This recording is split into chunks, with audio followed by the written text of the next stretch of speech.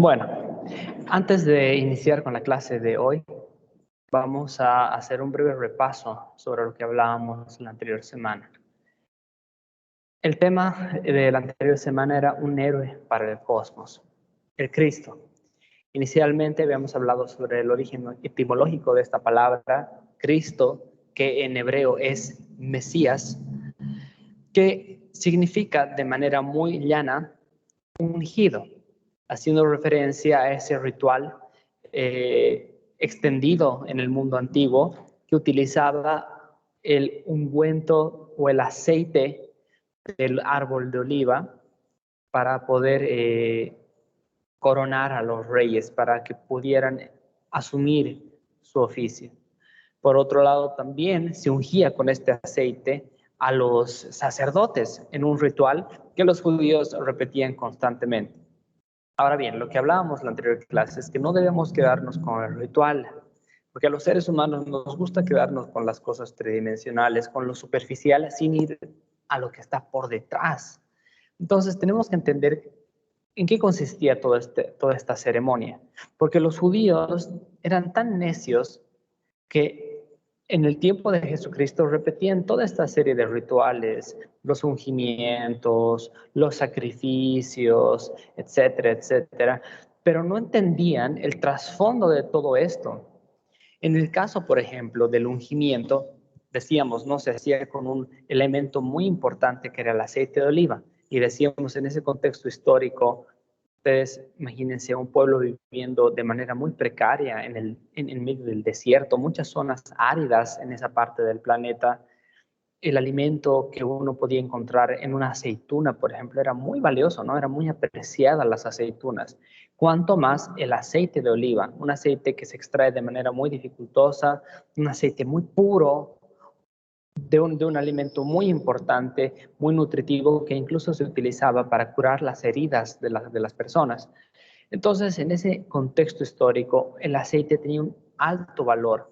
Simbólicamente es utilizado en la Biblia como el combustible que es el Espíritu Santo, que termina siendo la fuerza del fuego que posteriormente va a ser alimentado por ese aceite.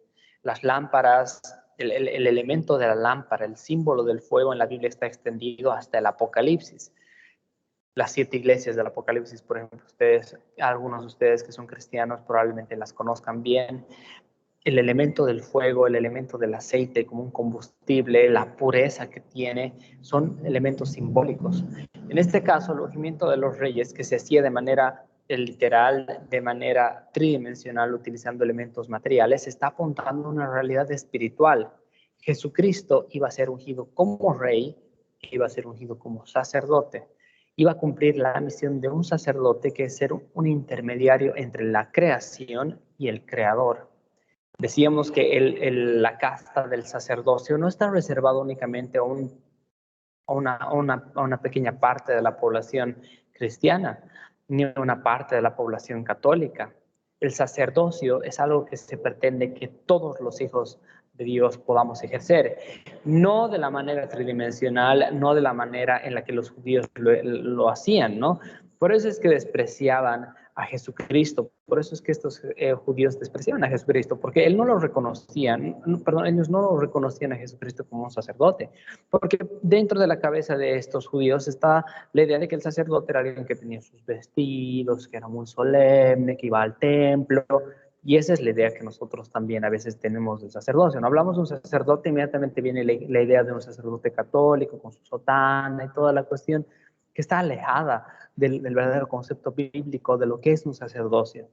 El sacerdocio es ser un vínculo perfecto entre el creador y la creación. Se supone que nosotros acá en la tierra estamos para ser sacerdotes de la creación, para cuidar la creación, para hacer fructificar la creación. Y eso es algo que no hacemos. En lugar de cuidarla, la estamos llevando a un periodo de extinción masiva tremendo. Cristo, Jesús, el Cristo, Yeshua, el Cristo, Él es el verdadero y el sumo sacerdote, el máximo representante del sacerdocio, pero también rey. Y eso es lo que decíamos. Él se constituye en el rey del universo. Pero Y así volvemos a la idea de la que partíamos, diciendo que se supone que nosotros también deberíamos ser sacerdotes. Esto es algo que se encuentra en el libro de Apocalipsis, donde se nos dice que el pueblo de Dios está constituido por sacerdotes y por reyes. Él nos ha hecho gobernantes del universo junto a Jesucristo. Esa es la jerarquía que tiene el creyente, el Hijo de Dios. El ser hecho, el ser constituido en gobernante, en heredero del cosmos, de toda la eternidad. Eso es lo que a veces lo tomamos por alto, simplemente cuando no somos creyentes, no nos llega ni nos interesa, no estamos en esos asuntos. Como decía Jesucristo a la gente, estoy en los asuntos de mi Padre, en los negocios de mi Padre. En eso debemos estar. Es la parte central de nuestra vida, eso es a lo que vamos a dedicarnos perpetuamente en la eternidad, haciendo fructificar el universo, dándole nuevas formas, trabajando en lo multidimensional. Ahora conocemos lo tridimensional, ahora conocemos este mundo finito, pero un día vamos a conocer cómo había sido el mundo antes de la caída del hombre. Bueno, entonces acá teníamos una promesa, ¿no? La promesa de que un héroe iba a venir para libertar a este mundo que ha sido aprisionado, que ha sido esclavizado por el pecado y por la bestia, por el Satanás, que en hebreo significa el enemigo, el oponente. Y hablábamos de una pequeña historia muy conocida, extendida en diferentes culturas, algo que probablemente ustedes lo vean simplemente como un cuento de niños, en realidad tiene una carga conceptual muy poderosa. Tenemos acá, por ejemplo, el cuento de la princesa, el castillo y el dragón que somete a la princesa, que encierra a la princesa en el castillo, y el caballero que la salva con su espada, ¿no? Y su armadura. Ahí tenemos varios conceptos. Primero tenemos al dragón, que simboliza a la bestia, decíamos, ¿no? Cuando hablamos de la bestia, obviamente no es un dragón literal, pero está figurado como un dragón porque se comporta de manera bestial, es sanguinaria, es una mentalidad, es un enemigo temible que actualmente, y estamos viendo esa fase, eso es algo que hablamos en la materia de la Biblia, ¿no? En Teología 3, estamos viendo en la fase en la que esta bestia ha llevado a la humanidad de ser simplemente unos sedentarios viviendo en Mesopotamia de manera escasa, ¿no? Unas cuantas tribus antiguas, primitivas, las ha llevado a convertirse en una civilización globalizada. Ahora estamos viviendo el tiempo de la era de la información, estamos viviendo una era de control masivo a través de nuestros dispositivos, los celulares, las computadoras. La bestia ha creado una red global de control, de dominio. Nos tiene metidos en sus algoritmos. Ustedes probablemente, les aconsejo, si es que no lo han hecho, han visto el documental de Netflix que habla acerca de las redes sociales y se nos explica cómo estas redes sociales están hechas por ingenieros sociales, por ingenieros informáticos sumamente inteligentes que han diseñado estos programas para mantenernos brutos, para mantenernos atrapados. Y es lo que vemos, ¿no? Todos estamos metidos en nuestros celulares, estamos incluso enviciados a ver las redes sociales, Facebook, Instagram, TikTok. ¿Qué les puedo decir? Aquí yo mismo no paso un día que no vea Facebook o que no vea Instagram. Nos han metido esto porque es una inteligencia, y eso es lo que explica este documental de Facebook, ¿no? De gente, no sé si ustedes han visto, si no lo han hecho, les aconsejo que lo hagan, de gente que ha trabajado. Perdón, creo que hay algún comentario. ¿Cómo se llama el documental? Disculpe. No recuerdo el nombre en este momento, pero al finalizar la clase les prometo que se los voy a enviar como enlace.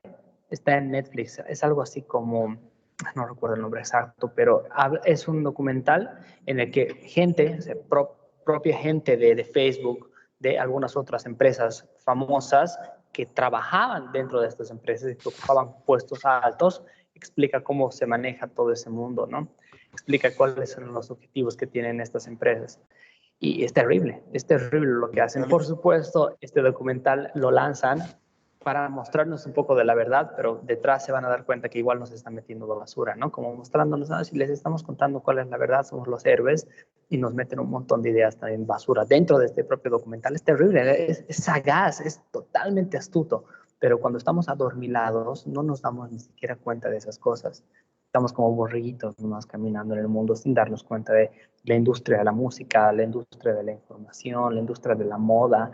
Son dominios bestiales, terribles, que se sustentan con narcotráfico, que se sustentan con trata y tráfico de mujeres y de niños, de pedofilia, de cosas terribles que hacen a nivel mundial. Son motores de la economía mundiales. Tenemos la venta de armas, por eso es que también generan guerras, porque eso vende las armas, ¿no? Estados Unidos es la potencia más grande en fabricar armas masivas. ¿Para qué vas a fabricar armas si no las vas a vender? Son motores de la economía, es la bestia. Ese es el dragón, bestia. Por otro lado, tenemos al sistema que ha creado. El sistema está representado en este cuentito de hadas, en el castillo. Ese castillo es una prisión donde la princesa está atrapada y no puede escapar. ¿Qué representa la princesa? La figura de la mujer, la figura de la princesa en la Biblia siempre ha sido una forma de referirse a la creación inicialmente, a toda la creación, porque el creador es el que tiene la fuerza masculina. Conceptualmente hablando, no estamos diciendo que el padre tenga sexo masculino precisamente, porque lo eterno está más allá del sexo, pero la carga conceptual del el padre, por eso se le llama el padre, es masculina, en tanto que la creación es femenina. Por eso incluso las culturas en todo el mundo hablan de la madre tierra, ¿no? De la Pachamama. Esas ideas no solo están aquí en Sudamérica, están extendidas a nivel mundial, porque se entiende que la creación tiene esa carga de dar fruto, así como las mujeres tienen capacidad de dar a luz, la creación tiene la capacidad de dar fruto, de hacer que las cosas florezcan. Entonces, esta creación inicialmente atrapada por el pecado, esclavizada por la bestia en ese castillo, y posteriormente dentro de esta creación la iglesia, es decir, todos los escogidos del Padre que son en la Biblia representados como una mujer, la mujer o la princesa. Y por otro lado, esta princesa atrapada es rescatada por el caballero que va a utilizar la espada. Esta es una figura de Cristo. Cristo es este caballero que viene a derrotar a la bestia, que viene a derrotar al dragón, que viene a liberar a la princesa de ese castillo, de ese sistema, para llevarla a su reino feliz, el reino de los cielos, por supuesto. Fíjense cómo incluso dentro de estos cuentitos la idea está ahí, detrás, sin que nos demos cuenta, lo vemos, como insisto, estamos tan adormilados. Si ustedes empiezan a leer la Biblia y encuentran todos los principios y las historias que tiene, las van a ver repetidas en un montón de cosas que nosotros vemos diariamente, películas, series, libros, etcétera, etcétera. Porque esa es la historia del universo, es la historia del cosmos, la historia de cómo el hombre ha sido atrapado por esta mentalidad perversa, ha caído en guerras, violaciones, asesinatos, corrupción, etcétera, etcétera, y cómo este Cristo va a venir a liberarlo, a liberar esa creación para llevar a sus hijos escogidos al reino de los cielos, a una nueva mentalidad mucho más avanzada, una conciencia evolucionada, entre comillas, que tenga capacidad de llegar al reino de los cielos. Eso es lo que hace Jesucristo, y esa es la historia de el libertador, el héroe. Por eso decíamos, todas las películas en general son divertidas y nos gustan porque siempre hay esa pelea entre el bien y el mal. Una película que no tenga estos aditamentos es una película absurda, es una película aburrida. Todas las películas que son buenas y que nos gustan, en general, cualquier película, piensen en lo que quieran, tienen esos elementos, el libertador y el villano, y la conclusión. Pero bueno, si vamos a hablar de Cristo, no podemos hablar simplemente de Cristo, porque Cristo no es un nombre, Cristo es una categoría, es el ungido, es decir, es aquel representante, es aquel que tiene el Espíritu Santo como fuerza, como energía vital en su ser, lo controla, está repleto de, totalmente ungido, empapado en el Espíritu Santo. Pero ese Cristo, ¿quién es? ¿Quién va a ser ese ungido? ¿Quién va a ser el Cristo? No es simplemente Cristo, es quién va a ser el ungido, quién va a ser el Mesías, quién va a ser el Cristo. Pues el Cristo va a ser, entre comillas, Jesús, una mala traducción. ¿Quiénes ustedes? Me gustaría saber ahora porque voy a explicar un tema que corresponde a doctrina de Dios. No puedo evitar hacerlo porque está íntimamente relacionado al tema de hoy. ¿Quiénes de ustedes han sido mis estudiantes en Teología 1, en Doctrina de Dios? ¿Alguno de ustedes o nadie ha sido mi estudiante en Doctrina de Dios? Bueno, mucho mejor. Así no repito algo que ya anteriormente había explicado, pero es que es tan necesario que tengo que hacerlo. El nombre, primero, el nombre del Padre no es Jehová, no es Yahvé, su nombre es Yahweh. Se escribe de esta manera. Fíjense en el nombre del Creador. Tiene un significado muy profundo que no voy a explicar el día de hoy. Quiero explicar el nombre del Hijo, porque estamos hablando del Cristo, no estamos hablando del Padre, estamos hablando del Hijo. Fíjense esas 4 letras. Por cierto, el hebreo se escribe de derecha a izquierda. La primera letra, la de la derecha, la que estoy señalando con el mouse, es la Yud, es una Yod, es una I. En español llega a nosotros como la letra I. No es una Y, es una I latina, es la I. La segunda letra es una Hey, no tiene valor en español, pero se lo utiliza como una especie de E, es la E. Y en tercer lugar tenemos la Waw o la Vav, que se utiliza como una U, y finalmente nuevamente tenemos esa Hey, que se utiliza como una E. En total tenemos 4 letras, I, E, U, E, Yehweh, no es Jehová, no es Yahvé, es Yehweh. Ahora, este nombre que acabamos de ver, que tiene una explicación muy bonita, se repite en el nombre del Hijo. Estamos hablando del Cristo. ¿Quién va a ser el ungido? El ungido va a ser el Hijo del Creador. No podía ser otro. No podía ser cualquier persona, el Cristo. El héroe del universo tenía que ser hijo del propio Creador. Miren el nombre del Hijo. ¿Notan alguna diferencia en relación al nombre del Padre que les hice ver hace un momento? Alguien, por favor, que pueda levantar su mano y me diga cuál es la diferencia en relación al primer nombre que les mostré.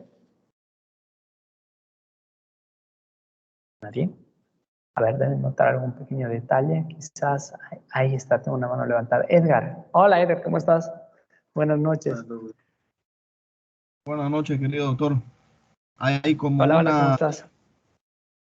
hay como una W ahí en medio. El resto son Exacto, pareciera una especie de W, ¿no? Ya, muchas gracias, exacto, exacto. Esa es la diferencia, esa letra del medio. Pictográficamente representaba una llama, es fuego, es una llama de fuego, es una llama de fuego que purifica, es la flama eterna de la libertad. Entonces, el nombre del Creador no es Jesús, es, nuevamente volvemos al nombre del Padre. Les decía que la primera es una Yud, es una I, es una I. Esta Yud, hay una relación, entre paréntesis, hay una relación etimológica entre el hebreo y el griego.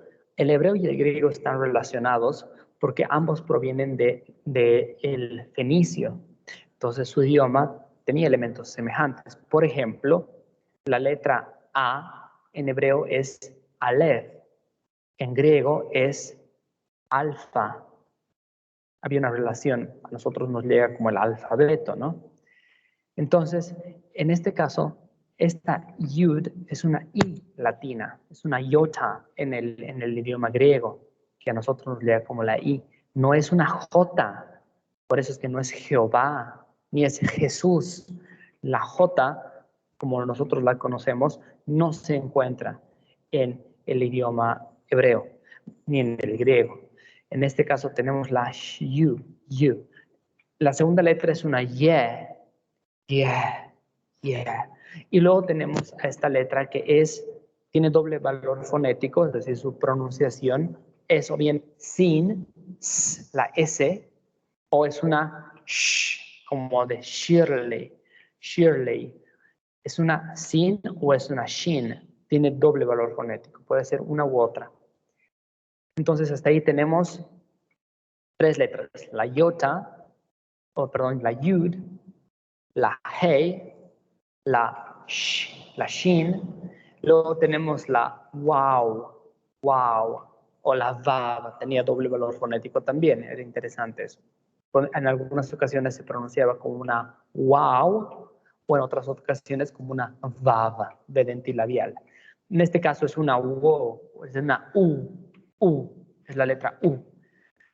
Y finalmente tenemos la hey, que es una E. Entonces, ¿quién me puede decir cómo se debería pronunciar este nombre, sabiendo que la primera es una I, la segunda E, la tercera es una Shin, la cuarta es una Wow, una U, y finalmente es una E? ¿Cuál debería ser la pronunciación?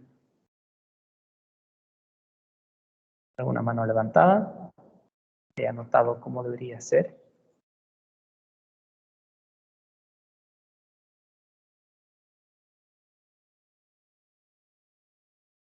Edgar, nuevamente, adelante, por favor. Yehue puede ser. Yahweh sí es el nombre del Padre. Yahweh, Yahweh, Yahweh o Yahweh. Pero en este caso hay una sh en medio de las letras. ¿Es una sin o es una shin? Por lo tanto, el nombre es Yeshua, Yeshua o Yahshua. Le debes en algunos Yeshua. ¿Se dan cuenta que no hay tal Jesús? Una cosa importante que debemos comprender es que el nombre de las personas, por regla gramatical general, no se traduce, jamás, no se traduce nunca. Si yo nazco como Pedro aquí en Bolivia, por más que el nombre provenga del hebreo, no importa, mis papás me pusieron Pedro acá en Bolivia, yo viajo a Estados Unidos, no me convierto en Peter, no, porque yo nací en Bolivia siendo Pedro e incluso las cortes internacionales, si este Pedro que viaja a los Estados Unidos tiene algún problema legal y tiene que enfrentar una corte, el juez en la corte lo va a llamar como Pedro, no como Peter, porque muchos latinos se cambian el nombre cuando van a Estados Unidos. No, el nombre por regla gramatical y por regla judicial no se modifica. Por lo tanto, es incorrecto traducir el nombre del Señor. Su nombre fue originalmente en hebreo y tiene una pronunciación que no debería modificarse de idioma a idioma. Su nombre era Yeshua, no Jesús. Ahora, este Yeshua está compuesto por 5 letras. La primera es, y el hebreo, insisto, se escribe de derecha a izquierda. La primera es la Yud, la Hei, la Shin, la Waw y la Hei. Algo que les explicaba en Doctrina de Dios, y quienes han sido mis estudiantes en esta materia lo saben, es que el hebreo originalmente era escrito de manera pictográfica. ¿Qué significa esto? Que cada una de sus letras tenía un valor, un significado, cosa que no ocurre en otros idiomas como en el español. En el español, cada una de nuestras letras no significa nada. Para yo tener la idea de una palabra, cualquiera, esta palabra podría ser la palabra amor, por ejemplo, para que mi cerebro elabore un concepto, tenga una carga conceptual de lo que es el amor, yo tengo que unir las 4 letras, la A, la M, la O y la R. La A por sí misma, ¿qué significa? No significa nada, la M tampoco. Solo cuando uno las 4 letras tiene un significado.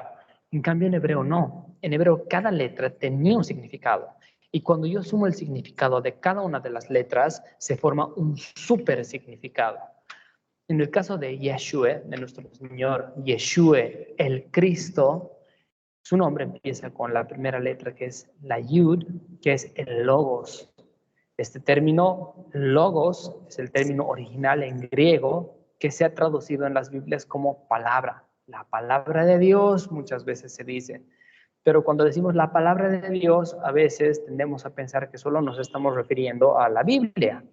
No, la palabra o la información, este logos, de hecho, es el término que se traduce, no se traduce, pero llega al español como lógica. La palabra lógica que nosotros utilizamos proviene de este término logos. La palabra o la información, el código genético significa acá, es lo que le da estructura a todo lo que existe. Eso es el logos, la palabra de Dios. Por supuesto, su palabra, la Biblia, es la información, es un código, son instrucciones de funcionamiento. Claro que sí, pero no se ciñe únicamente a la Biblia, sino que su palabra le da existencia, le da soporte estructural a todo lo que existe. Ese es el logos. En su nombre está la Yud. Siguiente letra es la expansión que decíamos, se representa como una respiración, tanto respirar como exhalar. tiene ese doble significado. Es decir, recibir y botar o transmitir. El aliento de vida, dice, sopló aliento de vida en el hombre. Es decir, transmitió su aliento de vida, le dio, le transmitió. El emisor y el receptor. Entonces, esta palabra está transmitiendo, está inspirando su información, su código genético. ¿Para qué? Aquí aparece la letra, la flama eterna de la libertad o la salvación. En el nombre del Padre, esta letra no está. En el nombre del Padre es simplemente Yahweh. Por lo tanto, el significado es ligeramente distinto. Con esta letra añadida, le está dando un nuevo significado a su propio nombre, pero se lo está heredando a su hijo. Su nombre hermoso, poderoso, se lo está transmitiendo a su propio hijo, con un añadido más, que es una función que él está cumpliendo, es la de ser el libertador. Por eso esta es la flama eterna de la libertad. Después aparece una siguiente letra que es la Vav o la Waw, que representa al ser humano, es el hombre, pero el verdadero hombre, ¿no? Es decir, el ser que ha sido regenerado, porque el resto de los hombres que no han sido regenerados somos piltrajas, somos caídos, estamos en oscuridad. El hombre regenerado por la gracia de Jesucristo es un verdadero hombre. Por eso es que cuando Jesucristo, por ejemplo, se enfrenta a Poncio Pilato, gobernador del Imperio Romano, contextualmente hablemos en ese momento, Roma, imperio del mundo, como en este momento podríamos decir, no sé, Estados Unidos, China, Rusia, imperio. En ese momento Jesucristo, un hombre de Judea, un pueblo miserable en el contexto histórico, como ahora podría ser, no sé, Bolivia o algún país del África, ¿no? Países que a veces no saben ni dónde geográficamente se encuentra ubicado. En ese momento, cuando Jesucristo, un hombre humilde, de una raza humilde, se enfrenta a Poncio Pilato, el gobernador del Imperio Romano, nota a Poncio Pilato que Jesucristo es tan humilde, tan digno, tan lleno de verdad, y se da cuenta de que es inteligente y de que más es absolutamente noble, y él no puede más que decir, ahí el hombre, ¿no? Este es un verdadero hombre, tremendamente hombre, a diferencia de muchos otros criminales que iban soberbios a pedir misericordia. Jesucristo no hace absolutamente nada, en silencio, en sabiduría. Él se enfrenta a él y ahí el mismo gobernador de Roma lo reconoce como el verdadero hombre. Entonces acá tenemos al hombre, que se supone que también deberíamos ser nosotros, verdaderos seres humanos. Es un término genérico, no se trata de solo los varones, también incluye a las mujeres. El verdadero ser humano digno, que no está en tinieblas. Ese es el hombre. Entonces tenemos esa letra dentro del nombre del Hijo y también del Creador. Luego tenemos nuevamente la Hei, decíamos que es Yeshua, que significa respirar, meter aire a los pulmones. Entonces el significado en general global de Jesús o de Yeshua es la palabra inspirada, transmitida, es decir, la información transmitida al hombre para revelarse ante él, de modo que al aspirarla o recibirla, el hombre, pueda llegar a ser libre del pecado y logre mutar su naturaleza mortal por una naturaleza inmortal. Eso es lo que significa su nombre. El hecho de que Él nos transmite su información para que nuestras mentes, nuestros corazones, dice la Biblia, el corazón es una figura de la mente, recibe esa información y entonces esa información cambie nuestra mentalidad, la transforme de tal forma que nosotros pasemos de muerte a vida, pasemos de ser mortales a ser inmortales. Ese es el nombre del Cristo. Por eso es el Jesús o Yeshua, el Mesías, el ungido. Doble carga, doble potencia, y su nombre en sí mismo nos está diciendo que Él es el libertador y lo confirma cuando Él es el Cristo, el ungido, el que está lleno del poder, lleno del Espíritu Santo. Bueno, hasta aquí. ¿Alguna pregunta o algún comentario que quizás quieran hacer? Pueden levantar sus manos, tal vez si no hay nada que decir, no hay ningún problema, pero por ahí alguien tiene alguna pregunta. Josué, adelante, por favor. Josué, buenas noches. Buenas noches, Listen. Listen, bueno, Eh, Sinceramente, algo nuevo para mí, ¿no? Esto que han estado enseñando, pero me gustaría aclarar algo, ¿no? Pues ahí, digamos, bueno, yo aclararme algo. Entonces, Claro que sí. la palabra Jesús está mal dicha, entonces en el español que nosotros tomamos en referirnos a Jesús. Es una mala traducción. Ahora no se trata de ser cerrados, ¿no? Y decir, no, nunca más le voy a decir Jesús, o nunca más le voy a decir Dios, porque también explicamos que el término Dios es un término erróneo para referirnos al Creador, porque etimológicamente proviene de Deus, que es un término en griego relacionado a Zeus. Sabemos que es el padre del Olimpo, un ser con barba, caucásico, tridimensional, antropomorfo. Por eso es que la comunidad científica a veces nos tilda de ingenuos a los cristianos, porque creer en Dios es creer pues, en un ser mítico. La Biblia no utilizaba el término Dios, tampoco utilizaba el término Jesús ni Jehová. Son malas traducciones, pero no importa. Podemos decirle Jesús, no hay problema. Lo importante es entender qué es lo que significa Jesús, porque si nosotros le decimos Jesús, pero no conocemos realmente el significado de su nombre, no estamos entendiendo quién es Él, no podemos comprender quién es Él. Jesucristo, por eso, en una de esas oportunidades, en uno de los evangelios dice, refiriéndose a sus discípulos, les he dado a conocer tu nombre.